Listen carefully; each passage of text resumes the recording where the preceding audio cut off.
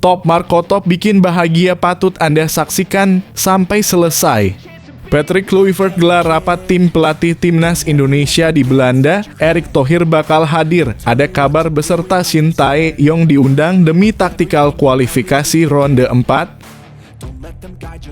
Gerald Vandenburg murka. Timnas U23 Indonesia diperintah bertarung mati-matian di ASEAN Cup 2025. Tak mau malu di kancah Asia Tenggara, Vandenburg pasang target keras, minimal jangan tumbang di babak pertama. Mantan bos AFF buka suara, masa depan Timnas Indonesia terancam jika Erick Thohir pergi. Apa yang sebenarnya ia tahu hingga bikin pernyataan mengejutkan ini?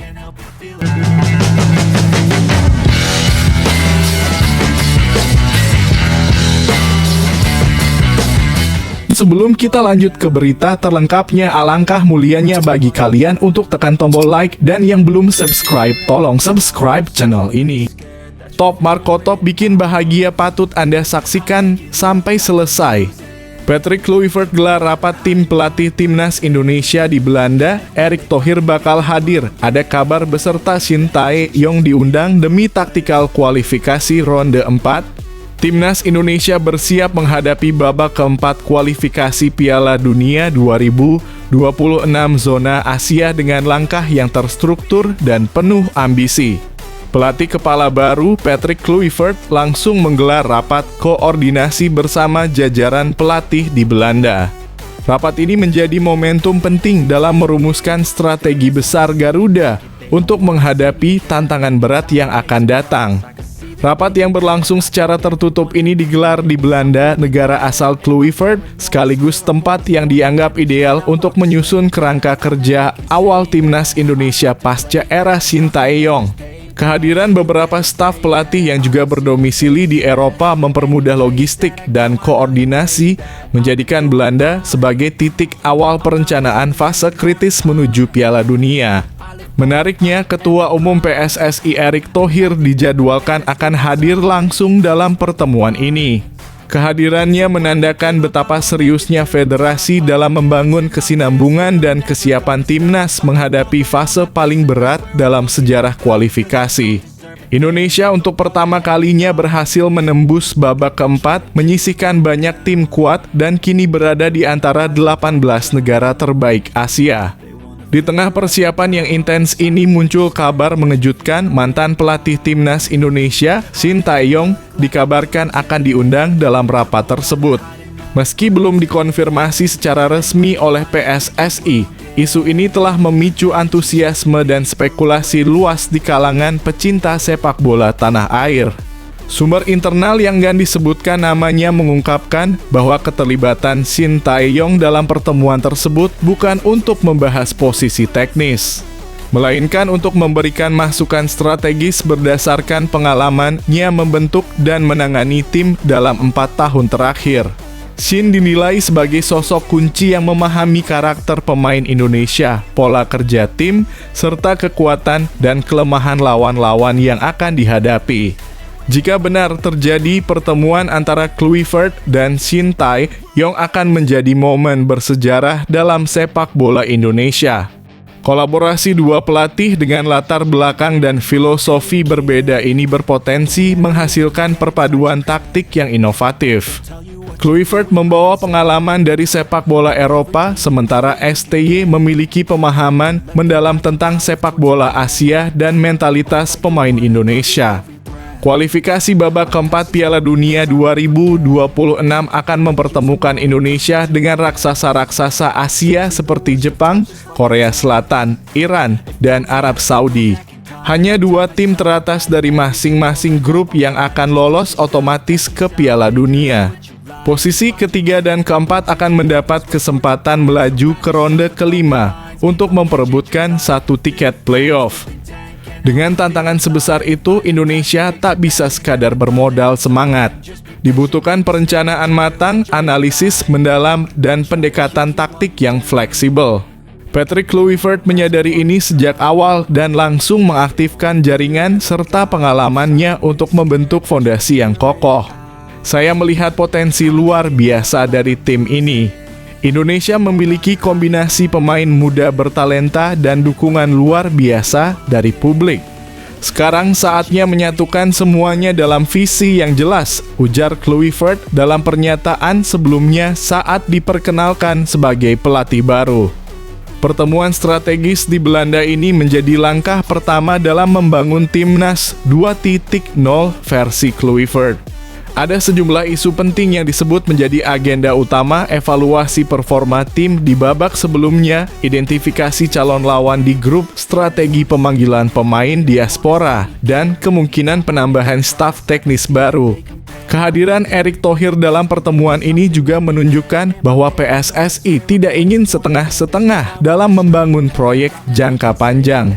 Erick disebut ingin memastikan setiap langkah yang diambil Kluivert sesuai dengan arah pembangunan sepak bola nasional.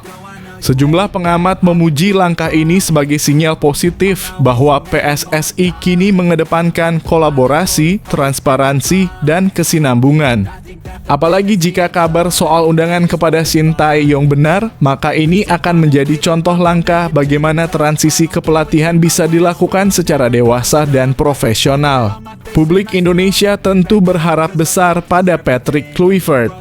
Nama besarnya sebagai mantan striker top dunia memang membawa harapan, tetapi juga beban ekspektasi. Namun sejauh ini, langkah awal Kluivert terlihat menjanjikan. Semua mata kini tertuju ke Belanda. Akankah pertemuan ini menghasilkan formula jitu untuk melangkah lebih jauh ke panggung dunia? Apakah Kluivert dan Shin Tae-yong akan duduk satu meja untuk merancang masa depan timnas?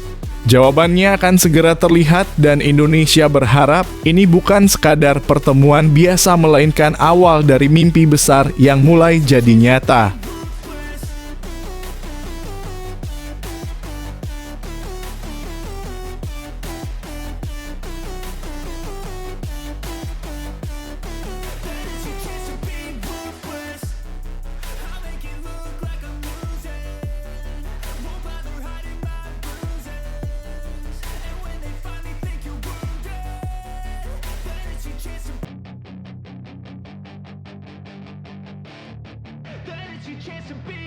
Hey kid, don't ever let them get inside your head.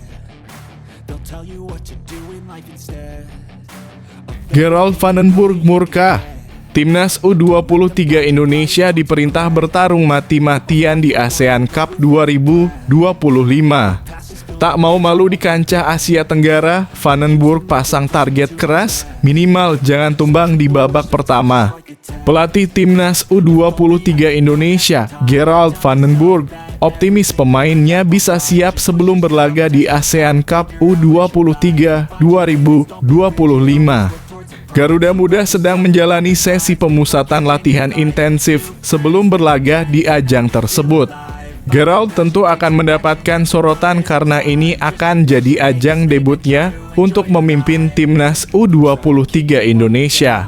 Banyak pihak yang menaruh ekspektasi tinggi karena ini akan jadi pondasi sebelum mereka bertarung di kualifikasi Piala Asia U23 2026. Bermain di depan supporter sendiri tentu membawa mereka dengan target untuk melangkah jauh di ajang ini. Gerald van den Burg menjelaskan bahwa dia sudah berpengalaman untuk kondisi ini, termasuk saat memimpin skuad yang diisi pemain berkualitas.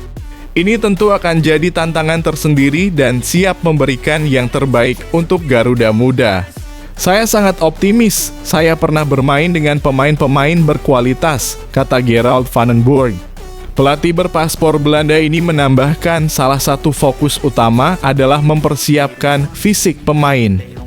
Dia tidak ingin mereka yang berada di lapangan hanya bisa bertahan di babak pertama. Semua pemain dalam komitmen tinggi untuk bisa bertarung maksimal hingga 90 menit di lapangan. Pasalnya mereka akan menjalankan instruksi pelatih dan tetap harus fokus.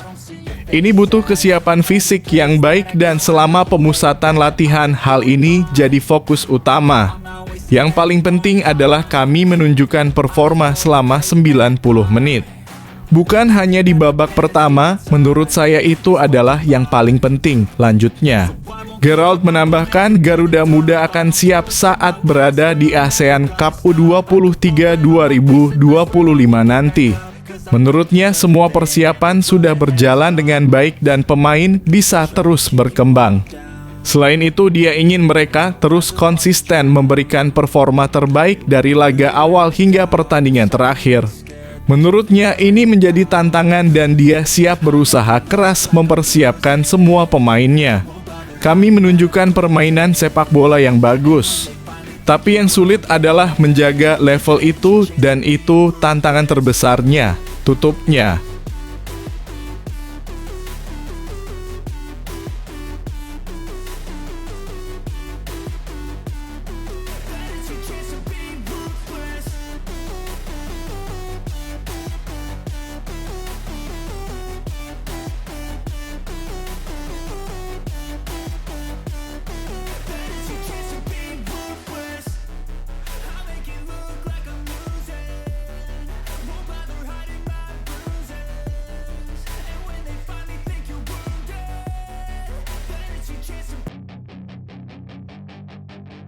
Mantan bos AFF buka suara, masa depan timnas Indonesia terancam jika Erick Thohir pergi.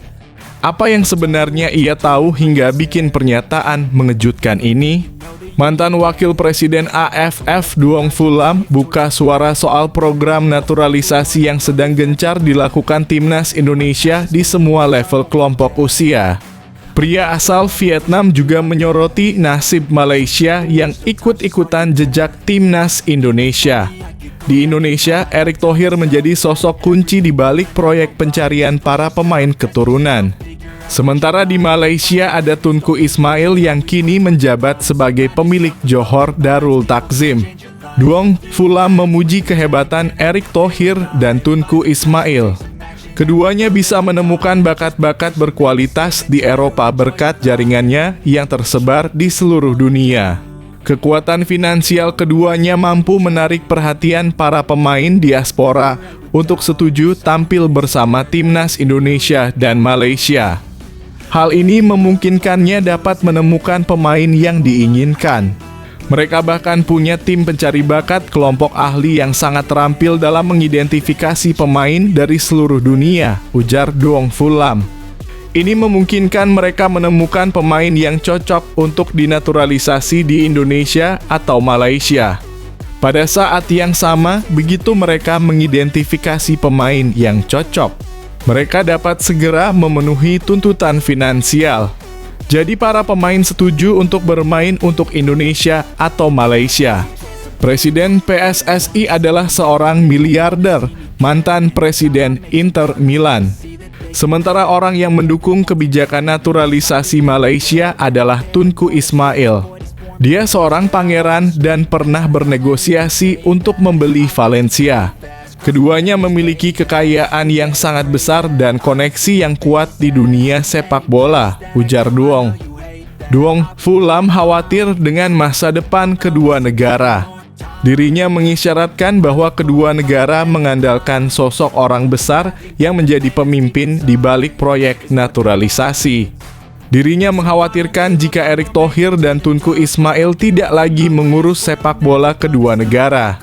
Duong Fulam yakin sepak bola Indonesia dan Malaysia bakal kesulitan jika ditinggal kedua sosok tersebut. Salah satu persoalan yang harus segera diperbaiki kedua negara adalah keberlanjutan pembinaan usia dini supaya bisa berbicara banyak di pentas internasional. Suatu hari nanti, Erick Thohir ketua PSSI dan Tunku Ismail tidak akan lagi memimpin sepak bola di Indonesia dan Malaysia, ujar pria yang kini menjabat sebagai wakil presiden Asosiasi Sepak Bola Vietnam VFF tersebut. Apa yang akan terjadi dengan tim nasional mereka? Pemain naturalisasi tidak akan datang lagi karena tidak ada yang akan membayar mereka. Dan pemain lokal tidak memiliki penerus yang bagus. Seperti apa masa depan sepak bola mereka? Katanya menambahkan,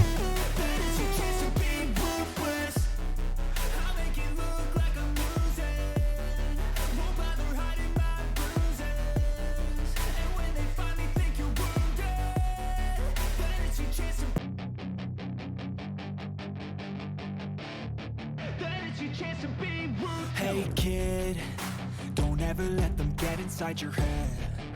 They'll tell you what to do in life instead of everything you know that you could get. Don't let them guide your life towards regret. I'll fight for what I love with every breath. My past is filled with things I won't forget. I use them all to push me to my best. So treat the worst of times just like a test. If only I could go back in time, I'd tell myself that everything will end up alright. Just push yourself, test yourself, figure out what you like, and find your limits, don't be rigid, always work towards a prime. Surround yourself with open minds, people can change your life. A few friends with intent can help you feel alive. Real Madrid pincang di belakang, tapi latihan ini ungkap jurus baru Xabi Alonso. Absennya Huijsen membuat pertahanan Madrid goyah. Namun latihan terakhir memperlihatkan fokus Xabi Alonso pada pressing tinggi dan build up cepat. Apakah ini sinyal bahwa Madrid akan bermain ultra agresif sejak menit pertama? Real Madrid pincang di belakang, tapi latihan ini ungkap jurus baru Xabi Alonso. Palm Beach, Florida seperti jenderal yang tenang sebelum pertempuran. Xabi Alonso menutup sesi latihan terakhir Real Madrid dengan penuh konsentrasi tinggi. Lokasinya eksklusif, The Gardens at North County District Park, tempat yang menjadi rumah sementara Los Blancos dalam sebulan terakhir. Semua mata tertuju ke MetLife Stadium di New Jersey, tempat Madrid akan menantang PSG dalam semifinal Piala Dunia antar klub FIFA 2025. Dalam latihan terakhir yang dimulai di gym lalu berlanjut ke lapangan, terlihat jelas dua fokus utama Xabi, high pressing dan ball progression dari lini belakang. Dua kunci yang menjadi ciri khas taktik sang pelatih. Namun badai menghampiri strategi ini dengan Huijsen, palang pintu muda yang tengah naik daun, harus absen akibat kartu merah di laga lawan Dortmund. Tanpa Huijsen dan dengan Alaba serta Endrick yang masih menjalani latihan terpisah, Alonso harus memutar otak.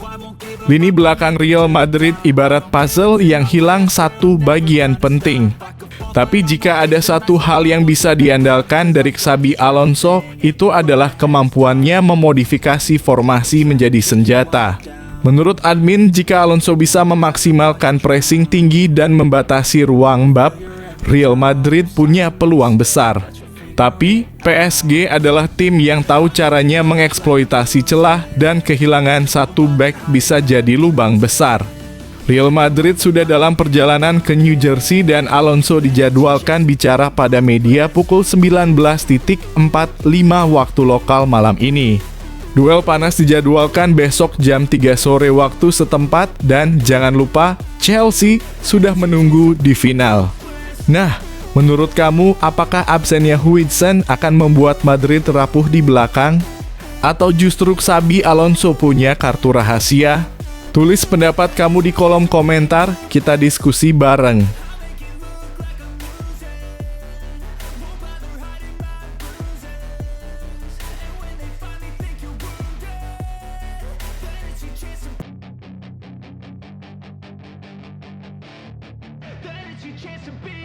Hey kid, don't ever let them get inside your head.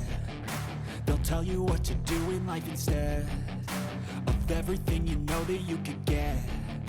Don't let them guide your life towards regret. I'll fight for what I love with every breath. My past is filled with things I won't forget. I use them all to push me to my best. So treat the worst of times just like a test. If only I could go back in time, I'd tell myself that everything will end up alright. Just push yourself, test yourself, figure out what you like, and find your limits, don't be rigid, always work towards a prime. Surround yourself with open minds, people can change your life. A few friends with intent can help you feel alive. Find a passion, take some action, and with a little time, just be patient, make a statement, try to enjoy your life. They'll try to kick you while you're down. They wanna rise up while you drown. They wanna fill your head with doubt. They're silently scared that you'll figure it out. I'll make it look like I'm losing. Won't bother hiding my bruises. And when they finally think you're wounded, then it's your chance to be ruthless. Gonzalo lagi panas, tapi Mbappe haus balas dendam. Siapa yang layak jadi starter?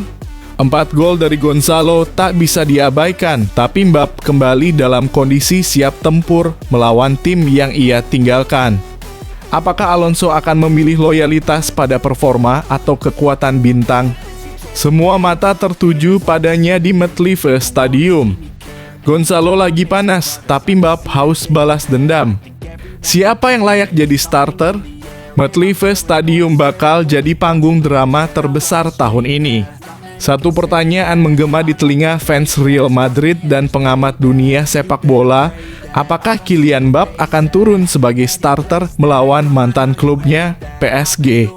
Setelah absen di fase grup karena sakit, Mbappe kini kembali fit. Ia bahkan sudah turun 45 menit dan langsung menyumbang gol.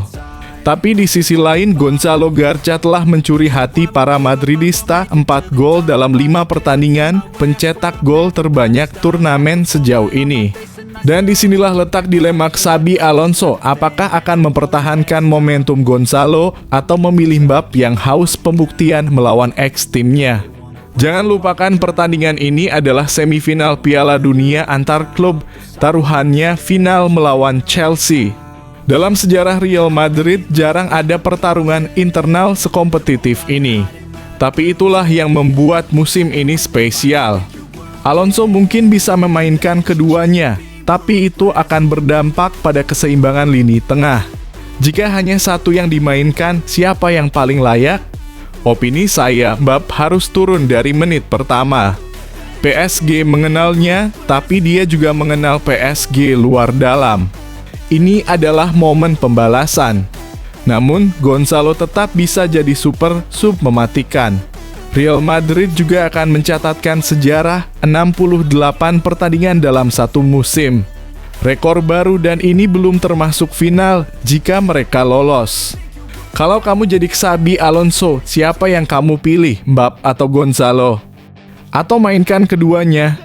Yuk, komen dan beri pendapat kamu. Your head, they'll tell you what to do in life instead of everything you know that you could get. Don't let them guide your life towards regret. I'll fight for what I love with every breath. My past is filled with things I won't forget. I use them all to push me to my best. So treat the worst of times just like a test. If only I could go back in time, I'd tell myself that everything will end up alright. Just push yourself, test yourself, figure out what you like, and find your limits, don't be rigid, always work towards a prime. Surround yourself with open minds, people can change your life. A few friends with intent can help you feel alive. Find a passion, take some action, and with a little time, just be patient, make a statement, try to enjoy your life. They'll try to kick you while you're down. They wanna rise up while you drown. They wanna fill your head with doubt. They're silently scared that you'll figure it out. I'll make it look like I'm losing. Diterpa badai dan delay 2 jam. Apakah Madrid masih siap tempur lawan PSG? Real Madrid tak hanya harus siap menghadapi PSG, tapi juga harus menaklukkan cuaca ekstrem di New Jersey. 2 jam tertahan di langit bisa mengacaukan ritme persiapan. Apakah ini akan memengaruhi performa mereka? Atau justru jadi pemicu semangat lebih besar? Diterpa badai dan delay 2 jam. Apakah Madrid masih siap tempur lawan PSG? Seolah tensi semifinal belum cukup tinggi, Real Madrid dapat cobaan ekstra. Pesawat mereka mengalami delay 2 jam akibat cuaca buruk dan badai. Tim mendarat dengan selamat, namun jadwal mepet bisa jadi gangguan serius bagi persiapan mental dan fisik. FIFA langsung turun tangan memastikan Los Blancos bisa mendarat secepat mungkin. Sempat ada kekhawatiran laga melawan PSG bisa terganggu, tapi kini semuanya kembali sesuai jalur. Namun apakah 2 jam keterlambatan itu akan berdampak pada kesiapan tim? Analisis admin setiap menit jelang laga penting sangat berharga. Recovery, briefing taktik, bahkan adaptasi cuaca. Madrid hanya punya waktu sempit untuk menyegarkan kondisi sebelum laga. Ini bisa memberi sedikit keuntungan psikologis bagi PSG. Tapi kalau ada klub yang terbiasa dengan tekanan dan gangguan semacam ini, itulah Real Madrid. Ingat comeback lawan City tahun 2022. Ini hanyalah angin samping bagi mental baja Madrid. Gimana menurut kamu? Apakah delay ini cuma bumbu cerita atau bisa jadi faktor penentu hasil? Tulis prediksimu di kolom komentar.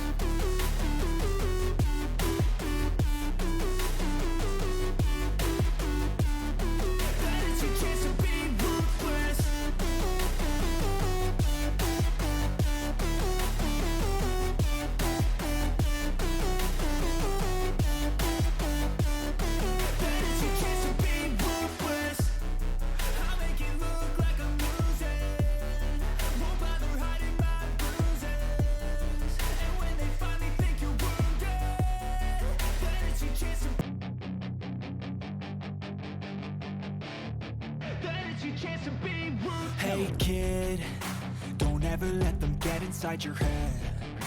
They'll tell you what to do in life instead of everything you know that you could get. Don't let them guide your life towards regret. I'll fight for what I love with every breath. My past is filled with things I won't forget. I use them all to push me to my best. So treat the worst of times just like a test. If only I could go back in time, I'd tell myself that everything will end up alright. PSG tanpa dua tembok utama. Apakah ini tiket emas Real Madrid ke final? Willian Pacho dan Lucas Hernandez dipastikan absen. PSG harus menambah lubang besar di jantung pertahanannya. Real Madrid datang dengan lini serang terbaik dan motivasi tinggi. Apakah ini momen yang tak boleh disia-siakan oleh Alonso dan pasukannya? PSG tanpa dua tembok utama. Apakah ini tiket emas Real Madrid ke final? Paris Saint-Germain datang ke semifinal dengan luka besar di lini belakang. Willian Pacho dan Lucas Hernandez resmi diskors FIFA hingga akhir turnamen. Dua bek inti mereka dikeluarkan dalam laga lawan Bayern karena pelanggaran keras dan tak disiplin. Artinya, PSG harus menghadapi Real Madrid tanpa fondasi pertahanannya. Pacho si tembok kokoh dan Hernandez yang sering jadi penjaga ruang vital, keduanya absen di laga hidup mati lawan Madrid. Ini adalah peluang emas bagi serangan Real Madrid yang berisi pemain seperti Bellingham, Vinicius, dan mungkin Mbappé. Di sisi lain, Madrid juga tak bisa menurunkan Dean Huijsen. Tapi kehilangan satu pemain versus dua pemain di lini belakang jelas perbandingan timpang. PSG bisa mencoba strategi 5-4-1 atau bertahan total, tapi apakah cukup? Opini admin kalau Madrid bisa menyerang sejak menit pertama dan ciptakan tekanan masif, laga ini bisa berakhir cepat. PSG pasti goyah tanpa dua jenderal pertahanannya. Namun underestimate PSG bisa jadi bumerang. Mereka masih punya Vitinha, Dembele, dan Donnarumma. Apakah absennya dua bek PSG adalah tiket emas Madrid ke final? Atau justru jadi jebakan psikologis? Ayo, komen pendapatmu sekarang.